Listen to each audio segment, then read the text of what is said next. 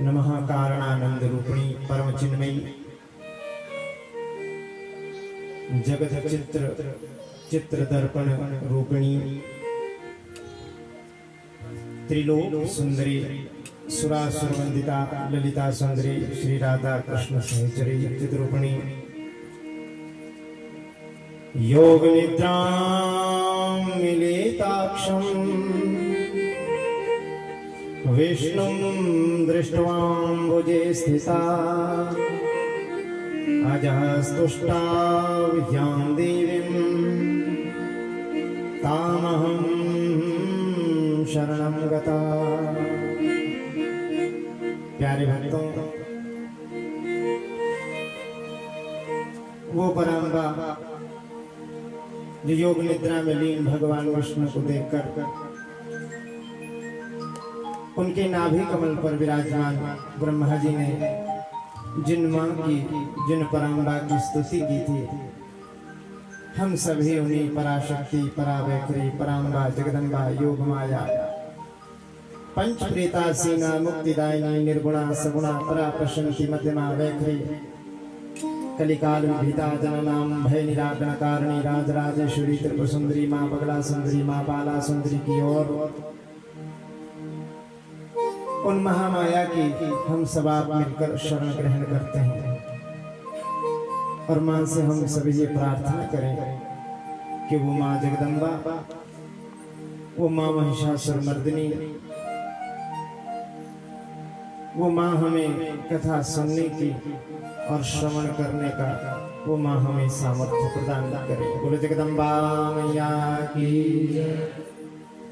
प्रातः स्मरणीय अर्चनीय वंदनीय श्री गुरु चरणारविंदों में नमन करते हुए निर्विघ्नता रूप से इस कार्य को सिद्ध करने में जो अपना संपूर्ण आशीर्वाद प्रदान करते हैं, विघ्नकर्ता भी हैं विघ्नहर्ता भी हैं, श्री गणेश जी भगवान के चरणों में वंदन। मां सरस्वती का वंदन, भूत भावन भोलेनाथ शंकर महादेव का वाहन वंदन पूजन स्मरण और बंधुओं कुल देवता श्री सिद्धेश्वर महाराज के चरणों में वंदन करते हुए जुनगा देवता, महात्मा देवता, कमेटी देवता, मुनुनी देवता, ग्राम देवता, स्थान देवता, इष्ट देवता और इस स्थान पर विराजित भगवती का शुद्ध महिषासुर मर्दिनी रूप विग्रह को नमन करते हुए आइए बंधुओं भाव से आज की कथा में प्रवेश करें। बोलो जगदम्बा मैया की। संपूर्ण यजमान वृंद, मंदिर कमेटी के समस्त सदस्य, युवक मंडल, भाव से जो भी बंधु इस महान यज्ञ को करने में अपना सहयोग प्रदान कर रहे हैं, आप सभी का व्यासपीठ से हार्दिक अभिनंदन। उपस्थित समस्त विद्वद्वरेण्य ज्येष्ठ श्रेष्ठ महानुभाव, कथा के माध्यम से संगीत में रसमाधुरी घोलने वाले संगीताचार्य, संगीतज्ञ बंधु और यहाँ मंडल पर आवाज स्थापित पूजित समस्त देती कोटि देवी देवताओं के चरणों में वंदन। बोलो जगदम्बा मैया की। बड़ा भाव है, जीवन बहुत छोटा है बंधु, जीवन बहुत कम। देखिए मैं आइए भाव से भागवत में प्रवेश करते हुए पहले एक भाव नारद जी का अर्पित करते हुए भक्ति महारानी से नारद जी महाराज बड़ा प्यारा भाव व्यक्त करते हुए कहते हैं के भाग्योदयेन बहुजन्म समर्जितेन सत्संगमं च लभते पुरुषो यदा वै अज्ञान हेतु कृत मोह मदांधकारम् नाशं विदाहि ततो उदयते विवेकः। बड़ा प्यारा भाव है। नारद जी महाराज कहते हैं भाग्योदयेन बहुजन्म, भक्ति महारानी नारद जी को संबोधित करते हुए कहती हैं कि भाग्योदयेन बहुजन्म समर्जितेन सत्संगमं च लभते पुरुषो यदा वै। एक जन्म का नहीं, जब हमारा अनंत जन्मों का भाग्य उदय होता है ना, तब जाकर हमें कहीं सत्संग, ऐसी भावना, माँ की कथाएं, ठाकुर की कथाएं श्रवण करने का हमें सौभाग्य प्राप्त होता है। अनायास ही कुछ नहीं होता, अनायास कुछ भी नहीं होता जब तक भगवान का आशीर्वाद नहीं, गुरु का आशीर्वाद नहीं, और जब तक ये आशीर्वाद सम्मिलित होकर हमें सद्बुद्धि प्रदान नहीं करते, तब तक ऐसे दिव्य अनुष्ठान नहीं हो सकते। हमसे कोई कल कह रहा था कि बहुत वर्षों के बाद, लगभग 15 या 20 वर्षों के बाद यहाँ पर कथा हो रही है। हमसे कोई ऐसा कल कह रहा था। तो ये भाव है, ये भगवान की ही भक्ति है, ये उसी की प्रेरणा है, उसी की कृपा से है। तभी तो ये भाग्य जागृत हुआ, तभी तो आपको कथा श्रवण करने की ऐसी सुमति आपको प्राप्त हुई। अनायास से किसी को प्राप्त हो जाए। देखिए, हमारे पास धन भी होता है, वैभव भी है, संपत्ति भी है, सुख भी है, सब कुछ है हमारे पास, पैसों की कमी नहीं है।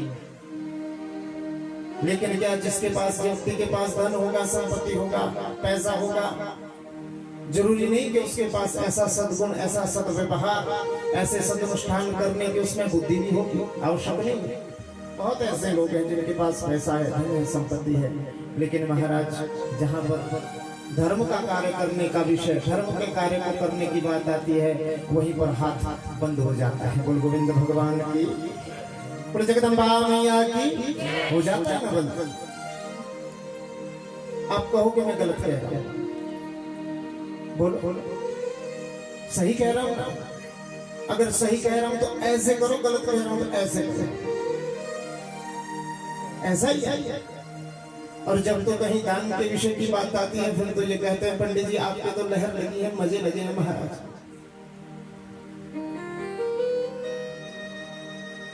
अपनी इच्छा से ब्राह्मण भी आपके घर में नहीं आता, आप बुलाते हैं तो आता। या पंडित जी आपको फोन करते हैं कि पंडित जी आपके घर में, हमारे यजमान आपके घर में ऐसा कार्य, हम आएंगे। आप करते हैं, पंडित जी आज हमारे घर में जन्मदिन की पूजा है, आज हमारे घर में सत्यनारायण की कथा है, आज हमारे घर में फलाना अनुष्ठान है, तो आइए आप पधारें। और जब देने की बात आती है तो हाथ कैसा हो जाता है? 10 बार हम अपनी जेब टटोलते हैं, 10 बार देखते हैं, और ऐसे ऐसे निकाल कर वो ऐसे निकालेंगे, फिर देखेंगे कि पंडित जी को कौन सा नोट है।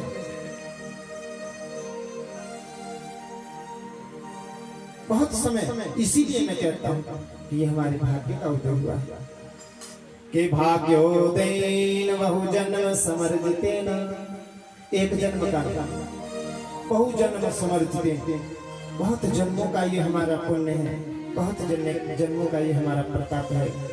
आप सभी का, मैं तो कहूँगा आप सभी का ये बहुत जन्मों का पुण्य जागृत हुआ है। माँ के प्रति जो आपकी ऐसी भक्ति, दृढ़ शक्ति और प्रेम का समर्पण भाव माँ के प्रति आपका जागृत हुआ। बोलो जगदम्बा मैया की।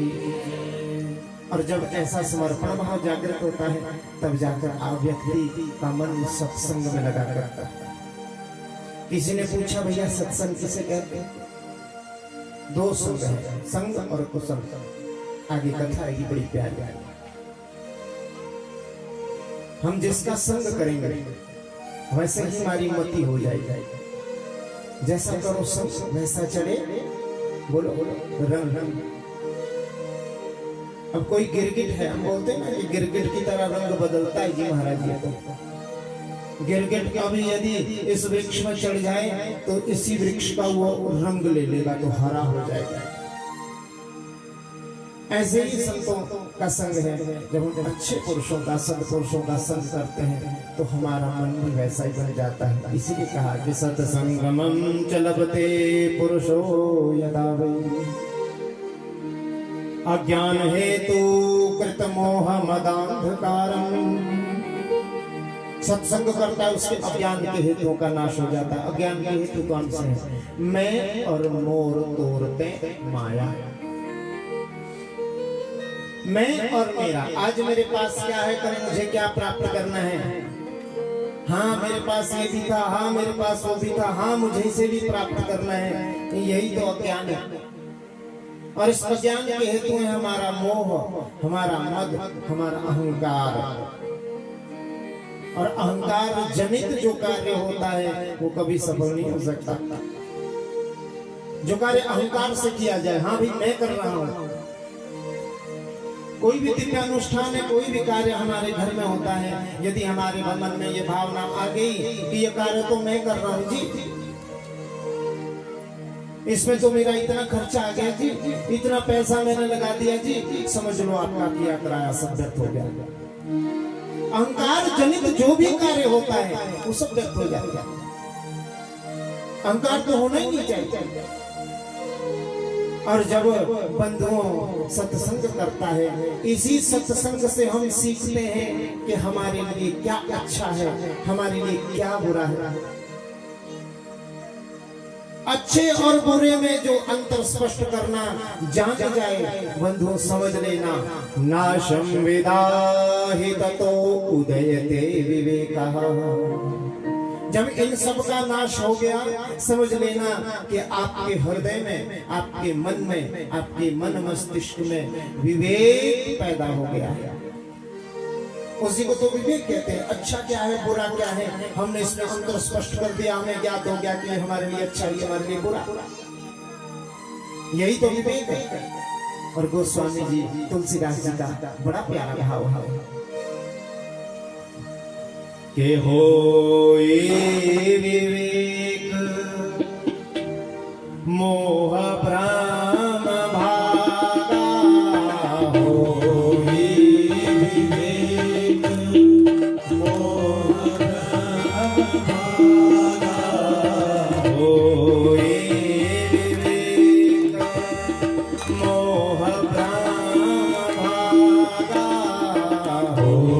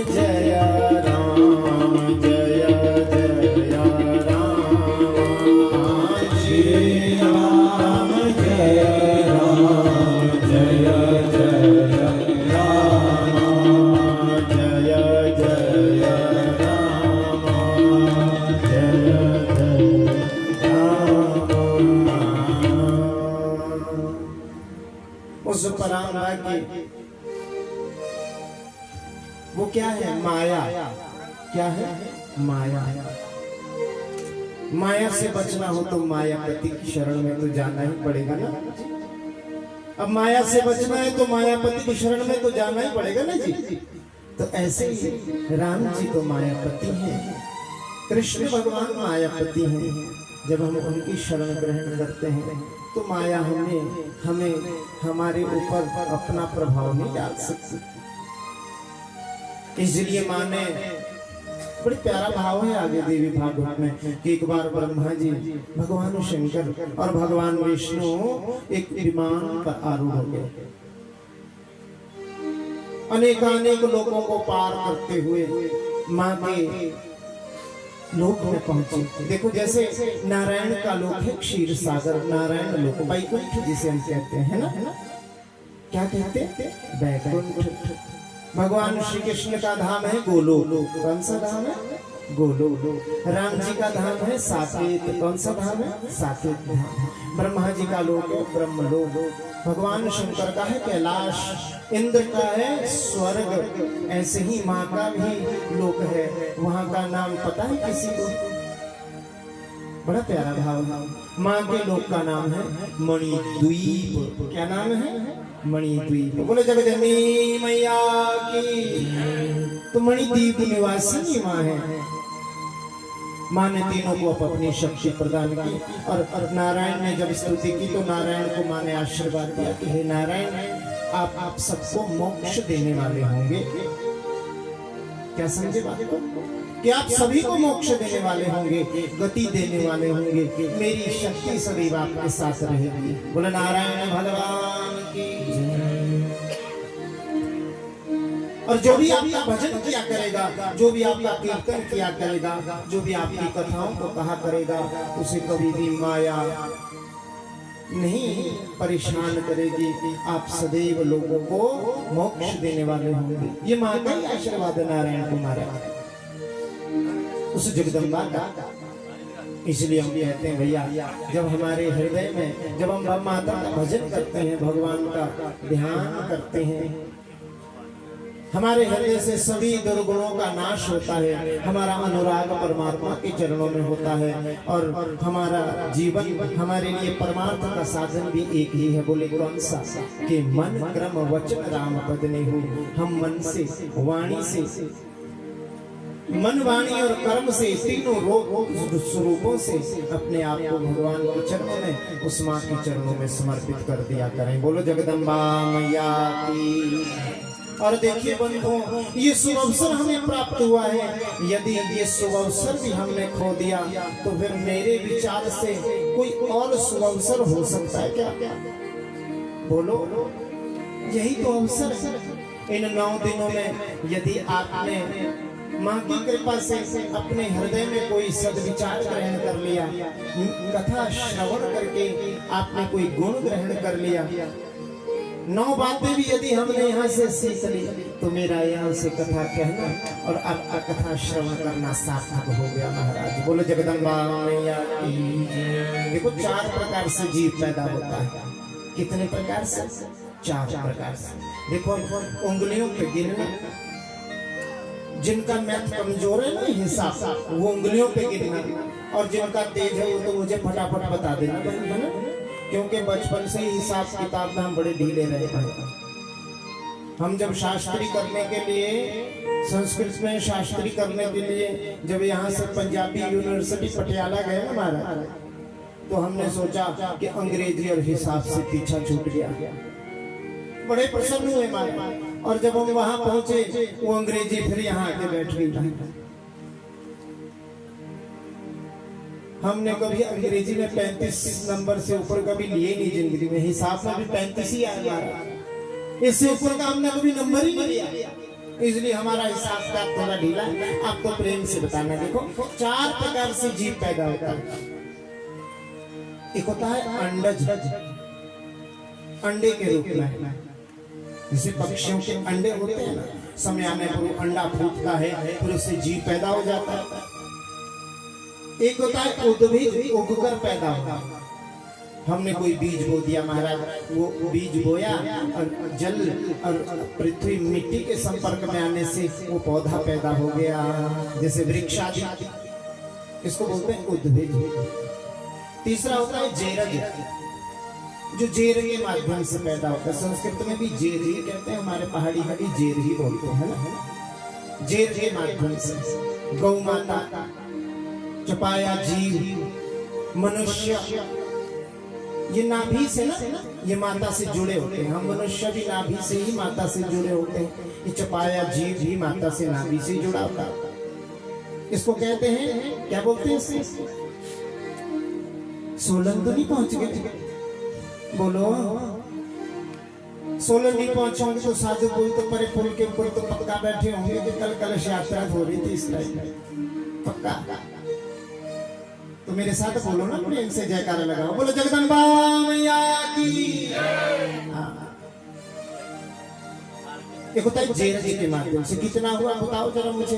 एक अंडज, एक उद्भिज, एक जेरज, कितना हुआ? 3। चौथा होता है स्वेदज, जो अपने आप ही पैदा हो जाते हैं। और मच्छर कैसे पैदा होते हैं? गंदगी। अब कभी कभी पुराने समय में ना माताओं बहनों के, पुरुषों के भी शायद सिर में महाराज पड़ जाते थे छोटे छोटे कीड़े, जिसको बोलते थे जुएं महाराज। बोलो जगदम्बा मैया की। और जुएं पड़ जाती थी, माताएं पूरे दिन लगी रहती थी महाराज ऐसे,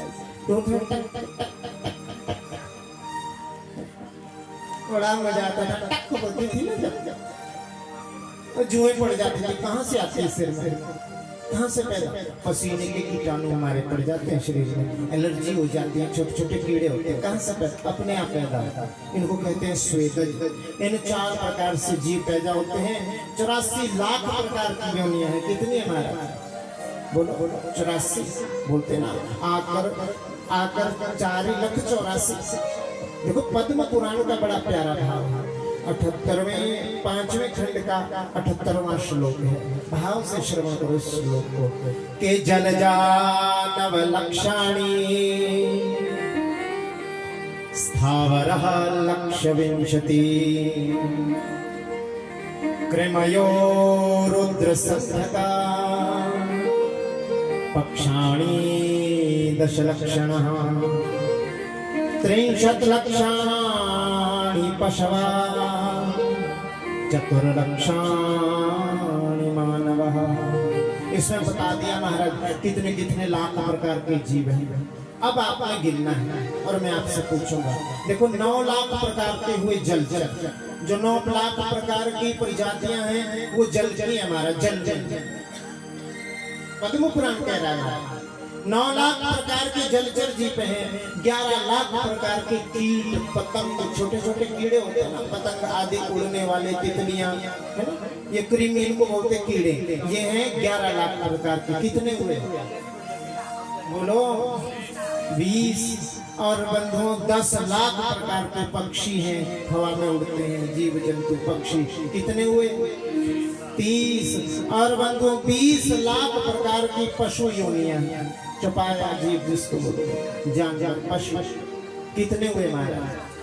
50। और बंधुओं 30 लाख प्रकार की स्थावर योनियां हैं, जो एक स्थान से दूसरे स्थान को नहीं जा सकती, जैसे पेड़, पौधे, वृक्ष और जड़ी बूटियां, झाड़ियां। ये कितने प्रकार के बताए? 30 लाख प्रकार के। कितने हुए? 80। अब कितने बचे? 4 को मिला दो तो कितने बचे हो जाएंगे? 84। अब सुन लो भाई पर प्यार से, 4 लाख प्रकार की मनुष्य योनियां है महाराज। बोलो जगदम्बा मैया की। पद्म पुराण का हम नहीं कह रहे अपनी ओर से। 4 लाख प्रकार की मनुष्य योनियां। अब आप पूछोगे कैसे? कोई चाइनीज हो गया, कोई अंग्रेज हो गया, कोई अफ्रीकन हो गया, कोई जापानीज हो गया, कोई जंगल में रहने वाले, क्या वन्य प्राणी, वन्य बोलते हैं जिनको, आदिवासी लोग, ये भी पता नहीं कितने प्रकार के, है ना। ऐसे ऐसे करते करते करते 4 लाख प्रकार की योनियां हैं, 4 लाख प्रकार की मनुष्य योनियां हैं। उसमें भी भारतवर्ष में आकर कभी हम द्विजाजन्य हुए, कभी हम वैश्य कुल में जन्म हुआ, कभी हमारा क्षत्रिय कुल में जन्म हुआ, कभी हमारा ब्राह्मण कुल में जन्म हुआ, और इन शुद्ध सात्विक जीवन को प्राप्त करके भी हमने जगदम्बा का भजन नहीं किया, हमने माँ का नाम नहीं लिया, हमने ईश्वर के प्रति अपना भाव व्यक्त नहीं किया, हमने सदकार्य नहीं किए, हमने सदनुष्ठान नहीं किए, हमने अपनों का सेवा सत्कार सम्मान नहीं की, भगवान का ध्यान नहीं किया, हमारा जीवन व्यर्थ हो गया। बोलो जगदम्बा मैया की। फिर उसमें हमें फिर से हम चलेंगे वापस कहाँ? 9 लाख बार जलचर बनेंगे, 11 लाख बार हम कृमि कीड़े बनेंगे, 10 लाख बार पक्षी बनेंगे, 20 लाख बार पशु बनेंगे, 30 लाख बार हम पेड़ पौधे ना जाने कितने स्थावर जीव बनेंगे। फिर 4 लाख योनियों में कभी हम अंग्रेज बन गए, कभी कुछ बन गए, कभी कुछ बन गए, कभी कुछ बन गए। भारतवर्ष में भगवान की कृपा से जन्म मिला, निकृष्ट योनियों में जन्म लेते लेते उच्च कुल में भगवान की कृपा से हमें जन्म प्राप्त हुआ, और हमने भगवान का नाम नहीं लिया, तो हमारा यहाँ आना, हमारा यहाँ से कथा कहना और आपका वहां से कथा सुनना सब व्यर्थ हो गया। क्षमा करना महाराज। बोलो जगदम्बा मैया की।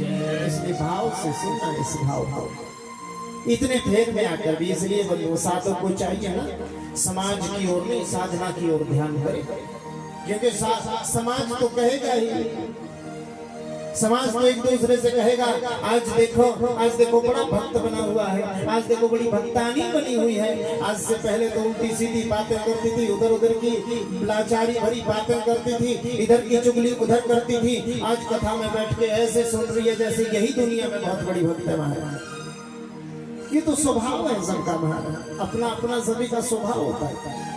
इसलिए हम तो कहते हैं बंधु के बड़े भाग मानुष तन पावा, के बड़े भाग मानुष तन पावा। बड़ा भाग्य हमारा ये जो हमें शरीर मिला, इस शरीर से ही हम सत्कर्म कर सकते हैं, इस शरीर से ही हम भगवान का नाम ले सकते हैं, इस शरीर को ही ये प्राप्त हुआ है धर्म का कार्य करने का सौभाग्य। इसलिए जितना हो सके भगवान का भजन करो और धर्म का पालन करो, यही भागवत हमें सिखाता है, यही देवी भागवत हमें सिखाता है। बोल जगदम्बा मैया की। इसलिए बंधु एक तरफ रहना, यहाँ जब आ गए ना तो एक तरफ होकर रहना, या तो भगवान के ही रहना, भगवती के ही रहना, या फिर संसार के ही रहना। यहाँ पर आकर यदि संसार के रहोगे एक दिन ठोकर लगेगी, अपने आप भगवान की ओर मुड़ जाओगे, और यहाँ आकर यदि पुनः पहले ही भगवान की ओर रहे तो बंधुओं ऐसा हो नहीं सकता कि भगवान की भगवती की कृपा हमें प्राप्त न हो। ऐसा ये श्रीमद देवी भागवत, ये देवी भागवत में यही तो बताता है कि माँ की उपासना कैसे करनी, भगवान के प्रति हमारी श्रद्धा, भगवान के प्रति हमारा समर्पण कैसा होना चाहिए, देवी भागवती तो हमें बताता है। इसलिए भाव से बंधु आइए हम सब नैमिषारण्य के परम पावन तीर्थ पर चलते हैं, जहाँ पर शौनकादि 88,000 ऋषियों को सूत जी महाराज श्रीमद देवी भागवत की इस परम पावन कथा को सुना रहे हैं। और इसी भाव में देवी भागवत का महात्म्य व्यक्त किया जा रहा है। महात्म्य में 6 अध्याय है, जिसमें से हमने कल भाव से देवी की हमने कथा श्रवण की कि कैसे समंतक मणि के माध्यम से भगवान को लांछन लगा, और कैसे देवकी और वसुदेव जी ने भगवती का देवी भागवत अनुष्ठान किया, और कैसे पुनः श्री भगवान श्री कृष्ण देवकी और वसुदेव जी को प्राप्त हुए। बोल गोविंद भगवान के। ऐसी देवी भागवत का महात्म्य। मैं कल भी कहा था बंधु कि जो कार्य किसी भी उपाय से ना हो वो कार्य हो जाता है देवी भागवत से। किसी भी कोई उपाय आपने कर लिया लेकिन वो पूर्ण नहीं हो रहा, तो याद रखना वो कार्य माँ की कृपा से अवश्य पूर्ण हो जाता है। बोलो जगदम्बा मैया की जय।